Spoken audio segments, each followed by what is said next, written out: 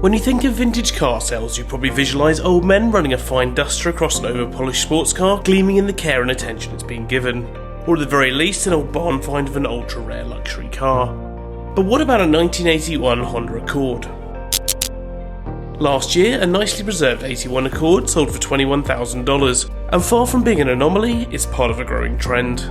Seemingly mundane cars from the 80s and 90s that held very little value a few years back are suddenly in high demand and commanding high prices. So what's driving this? The primary reason is nostalgia and the changing of generations. As those who grew up in the 50s and 60s reached their 30s and 40s, they began to build up some disposable income, and in the 80s and 90s they sought out the cars of their youth. Similarly, those who grew up in the 80s and 90s are now in a position to look back with nostalgia-tinged memories and are beginning to seek out the cars they remember. But why the big prices for relatively standard cars? The second factor is the way the car market had changed by the 80s and 90s. Back in the 50s and 60s, although the technology was a bit more basic, vehicles were generally built to last. By the 80s, the technology had improved, but the business was changing, and the era of disposable consumerism had arrived and extended to autos. People didn't look after their cars as much, and they also didn't last as long. With technology constantly improving and new cars becoming cheaper, vehicles were quickly replaced.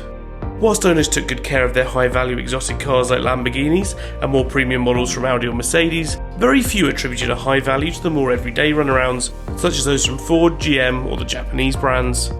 This means that today, the higher-end cars are often much easier to find in good condition than the cars that sold by the tens if not hundreds of thousands, most of which were sold, resold and resold again until ending up in scrappers' yards. Those common cars are now rare and in demand, and their prices have been sailing northwards, with sites such as Cars and Bids springing up to take advantage of the market.